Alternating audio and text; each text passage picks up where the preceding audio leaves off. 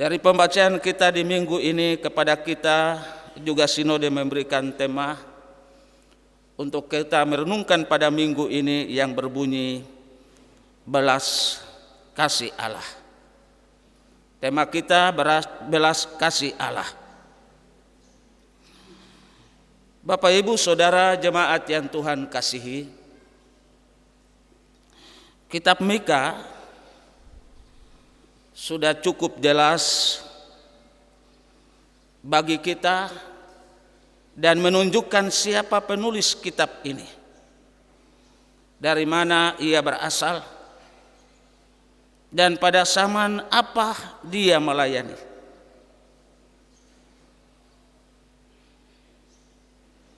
Kitab ini ditulis oleh Mika. Nabi Mika berasal dari suatu desa kecil di sebelah Yehuda, Moreset Gad, sebuah daerah pertanian yang subur, kira-kira 40 km di sebelah barat daya Yerusalem. Seperti juga Amos, Mika berasal dari sebuah desa sederhana. Mika hidup sejaman dengan Yesaya. Dan pada waktu itu Mika melayani kira-kira abad 8 sebelum Masehi. Di masa pemerintahan Yoram, Ahaz, dan Hizkia, raja-raja Yehuda. Mika juga bernubuat di zaman Yoram, Ahaz, dan Hizkia. Dan dalam nubuatan itu ada peristiwa-peristiwa penyerbuan Asyur yang mengindikasikan kejatuhan Yerusalem ke tangan Asyur. Tetapi ada pandangan lain dari nubuatan Nabi bahwa akan ada keselamatan bagi Yerusalem di balik kejatuhan ini. Dan selanjutnya Yerusalem secara mutlak jatuh ke tangan Babel dan diselamatkan di Babel.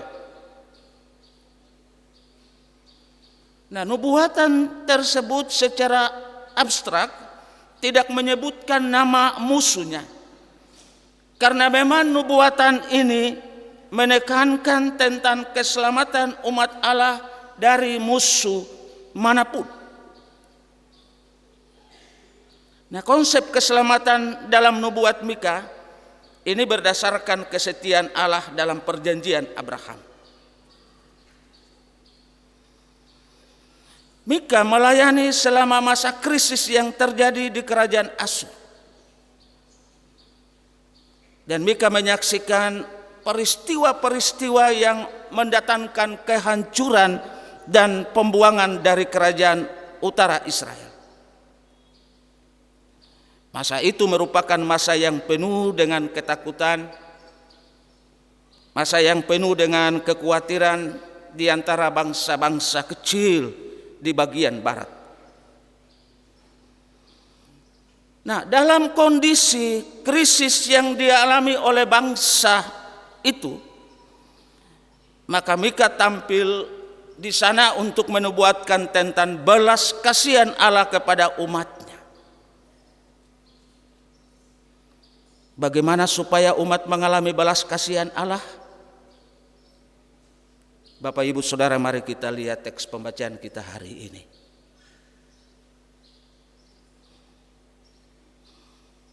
Bagian pembacaan kita hari ini adalah bagian akhir dari tulisan Mika. Dan di sana itu merupakan sebuah doa permohonan. Mika merindukan pemulihan bagi bangsanya.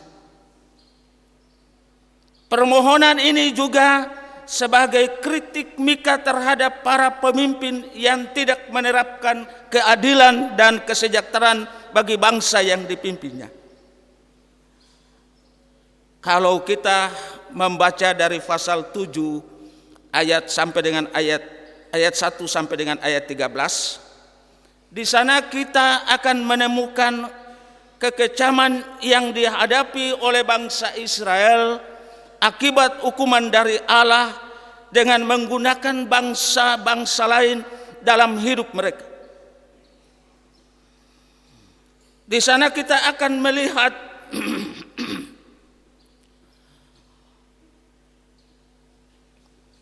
bangsa Israel yang sungguh-sungguh memprihatinkan karena kepemimpinan yang hidup dan tidak menyatakan ketidakadilan, kesalehan dan ketidakjujuran yang tidak pernah terjadi dalam kehidupan bangsa Israel. Para pejabat bertindak sewenang-wenang dalam hidup mereka. Bahkan teman bisa menjadi lawan pada saat itu. Juga kejahatan-kejahatan terjadi dalam hidup rumah tangga,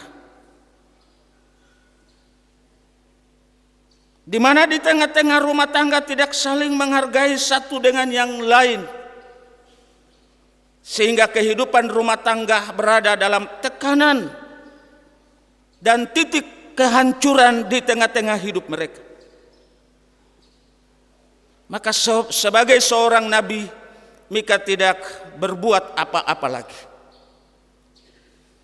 sehingga ia berharap kiranya Allah tetap berkenan menggembalakan umatnya dan bangsanya tetap hidup seturut jalan Tuhan.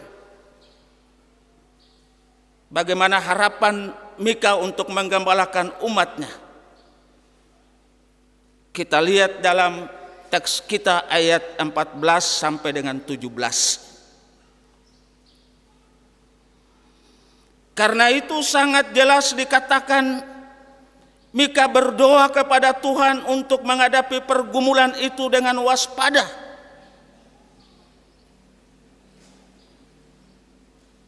Dalam kondisi ini Mika tidak putus asa.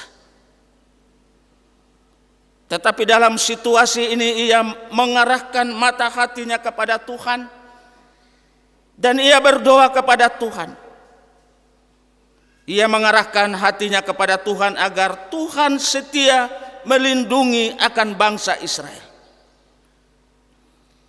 Agar Tuhan melihat Israel sebagai kawanan domba. Ia meminta Tuhan datang sebagai seorang gembala yang menyertai bangsanya yang berperilaku tidak setia kepadanya. Nabi Mika mengandalkan Allah. Ia menegaskan kepada Allah bahwa Israel itu adalah milik kepunyaan Allah. Sehingga kenyataan itulah yang mendorong ia meminta pertolongan kepada Allah. Nabi Mika ingin agar Allah kembali memperhatikan, Allah kembali memperlihatkan kuasanya. Dan Nabi Mika berharap Allah turun tangan dalam hidup.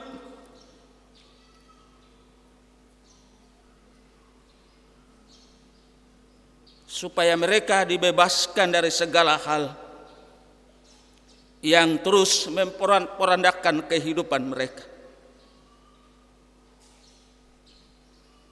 Dalam pergumulan-pergumulan kehidupan mereka.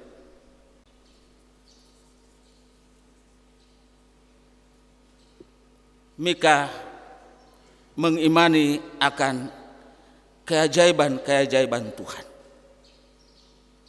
Dan keajaiban Tuhan itu terbukti dapat dia alaminya.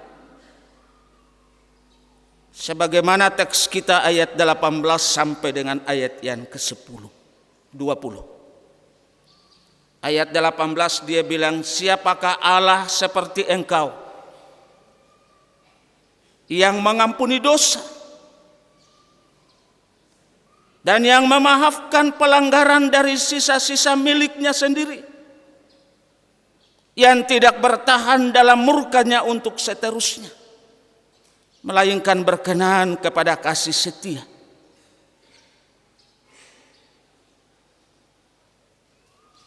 Mika memperlihatkan identitas Allah. Mika memperlihatkan jati diri Allah, bahwa Allah itu adalah Allah pengampun. Allah itu adalah Allah yang pemaaf, memaafkan pelanggaran-pelanggaran dosa manusia. Allah itu adalah Allah yang berkenan untuk tidak lama-lama dengan murkanya. Tetapi Allah berkenan pada kasih dan setia. Mika merasa bahwa Allah bukan pribadi yang terus mendendam. Allah bukan pribadi yang terus-menerus menyimpan kesalahan umatnya. Tetapi Allah adalah pengampun umatnya. Asalkan umat hidup dalam perbuatan, pertobatan, dan hidup dalam hidup mereka. Asalkan umatnya mau berubah di tengah-tengah hidup mereka, maka Allah menyatakan setianya, kasihnya, sebagaimana yang Ia nyatakan kepada Yakub dan Abraham. Inilah yang ditafsirkan dalam teks kita pada pagi hari ini. Lalu Bapak Ibu, Saudara dan jemaat, apa yang kita bawa dari firman Tuhan ini untuk kehidupan hari-hari kita, kehidupan iman percaya kita? Pertama Bapak Ibu Saudara, bagian akhir pada kitab Mika ini, di sana mau menunjukkan kepada kita semua karakter dan sifat daripada Allah. Apakah ada Allah lain yang menegur? Apakah ada Allah lain yang mendidik dengan begitu keras? Kadang kita tidak sadar bahwa pengampunan dari Allah itu sama dengan teguran dan didikan yang mendewasakan kita.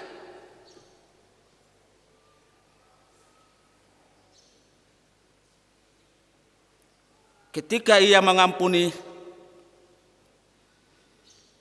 bukan berarti posisi otoritasnya berubah, tetapi di sanalah letak kewibawaan Allah dan kebijaksanaan Allah. Begitu banyak hal yang kita lalui dalam kehidupan kita hari demi hari. Suka dan duka begitu beriringan. Pertanda bahwa Allah punya kuasa yang tidak dapat dikendalikan oleh siapapun. Sehingga bukan hanya pada saat bersukacita saja kita menempatkan Allah sebagai Allah yang maha kuasa, tapi dalam duka pun Ia tetap Allah yang menegur dan mendidik umatnya dengan caranya.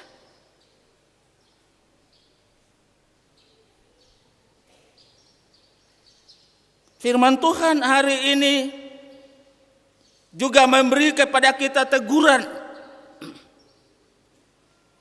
peringatan sekaligus dorongan untuk tidak melakukan apa yang bukan menjadi kehendak Allah.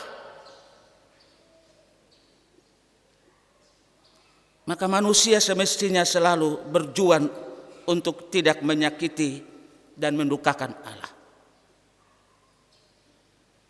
Karena otoritas Allah tidak dapat disalahgunakan begitu saja.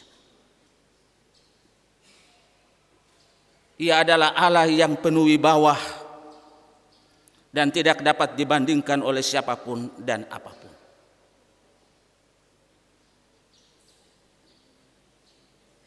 Hari ini wibawa Allah dalam seluruh hidup kita dan pelayanan kita injak-injak. Persis seperti zamannya zaman Mika. Bangsa Israel dengan seluruh kehidupan mereka yang tidak berkenan di hadapan Tuhan, dengan segala perbuatan-perbuatan. Justru itu Mika menegur dan memohon pimpinan Tuhan untuk terus mengampuni bangsa, umatnya.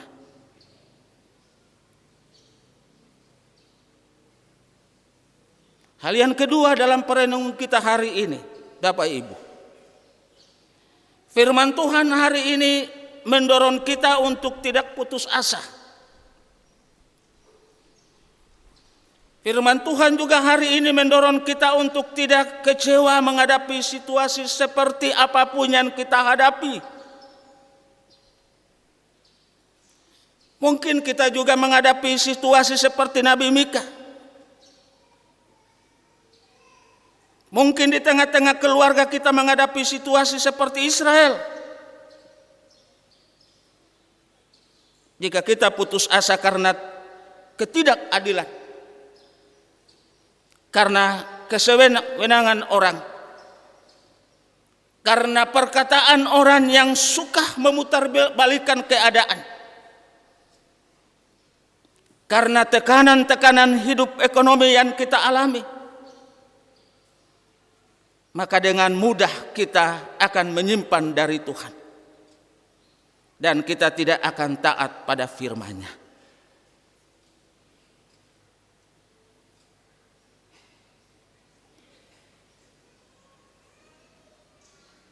Hari ini Bapak Ibu Saudara,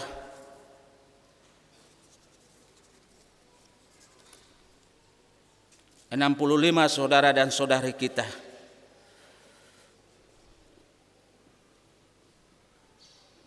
di hadapan kita sebentar lagi akan mengaku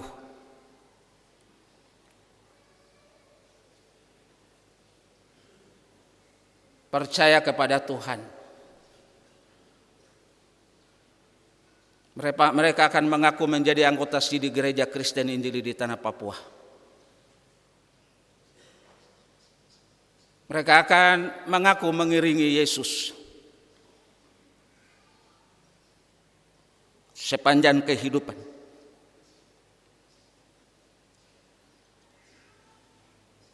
Banyak anggota SIDI jemaat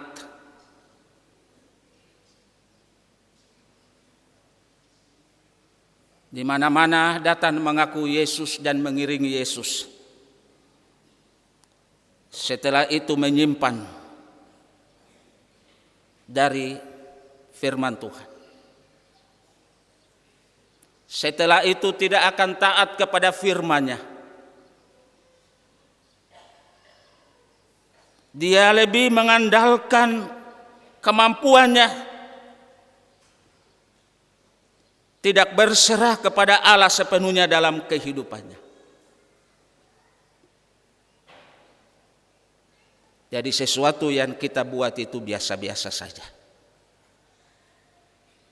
Setelah kita mengaku, keluar dan dalam kehidupan kita hari-hari sudah tidak taat lagi kepada Tuhan. Sudah tidak taat lagi kepada firman-Nya. Yang penting saya sudah SIDI.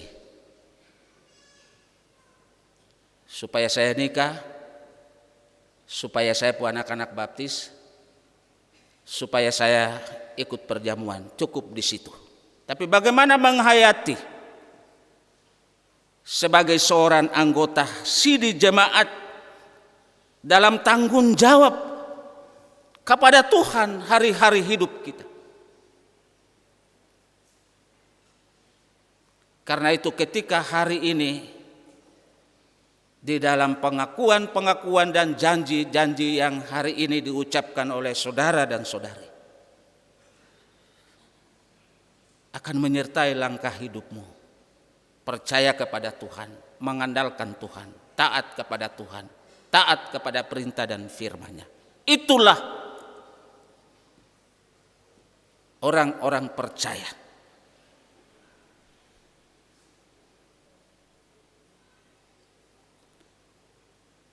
Kalau sudah tidak taat lagi kepada firman Tuhan, maka akibatnya akan semakin jauh dari Tuhan. semakin kita kehilangan damai sejahtera dalam kehidupan kita. Ingat, pertama Petrus 5 ayat 7 menegaskan kepada kita di sana, serahkanlah segala kekhawatiranmu kepadanya, sebab Ia yang memelihara kamu. Ikut Tuhan, mengaku Tuhan, menjadi orang Kristen tidak gampang.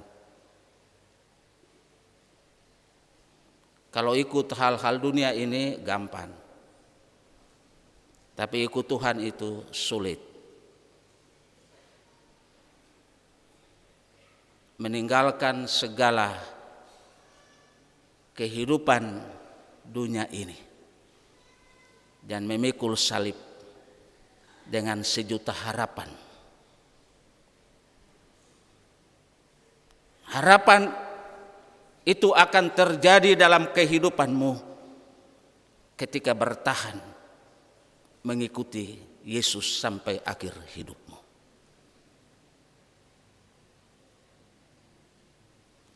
Bapak, Ibu, Saudara, apa yang kita hadapi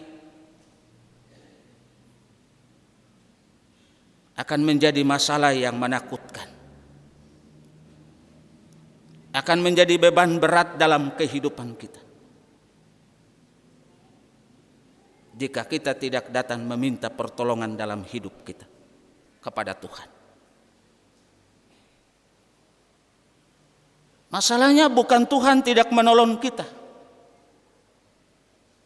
tapi kadang-kadang ketidakpercayaan kita kepada Allah. Kita ragu. Kita berdoa hanya sekedar berdoa meminta tanpa dilandasi dengan iman yang kokoh kepada Allah. Persoalannya ada di situ.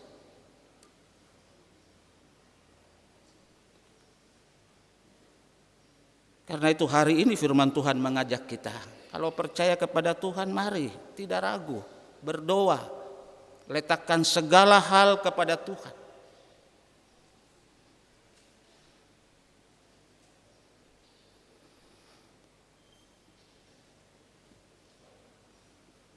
Perenungan kita yang terakhir. Hari ini Bapak Ibu Saudara, kita diajak untuk berdoa. Berdoa dengan iman, sehingga doa kita beroleh jawaban dari Tuhan. Dan kita yakini bahwa Tuhan bertindak menolong kita yang berharap kepadanya.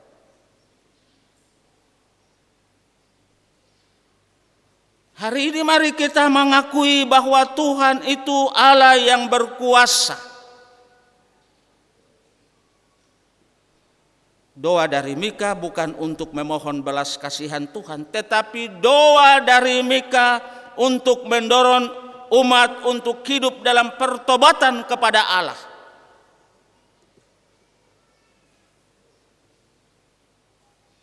Hanya berdoa, minta tolong, tapi tidak ada perubahan, tidak ada pertobatan. Begitu saja. Tidak, kita akan pernah mengalami bagaimana damai sejahtera, sukacita dan lain sebagainya, sekalipun kita terus diperhadapkan dengan tantangan-tantangan yang luar biasa. Maka bagian firman Tuhan hari ini mendorong kita untuk hidup dalam pertobatan kepada Allah.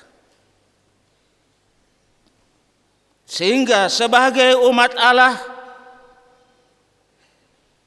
kita juga mengetahui jati diri Allah dalam hidup kita.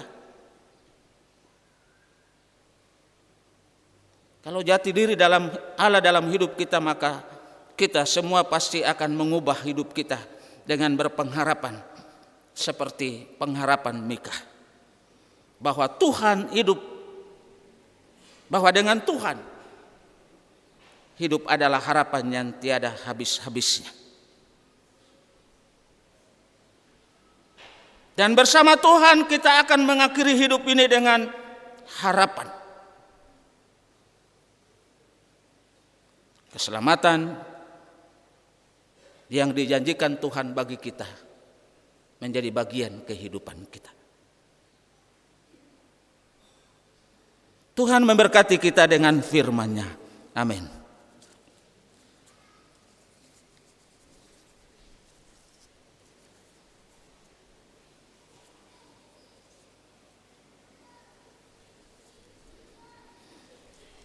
Sebelum kita masuk dalam prosesi peneguhan sidi, diberi kesempatan untuk kesaksian pujian vokal grup Nafiri Sion.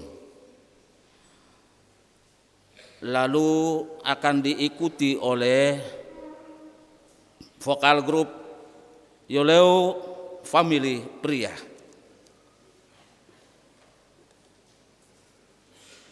Berturut-turut ya, karena liturgi kita ini pendek, jadi sudah tidak ada tempat lagi untuk nanti dipersilakan untuk menyanyi, jadi berturut-turut. Vokal grup Yoleo Family siap-siap setelah vokal grup Nafiri Sion.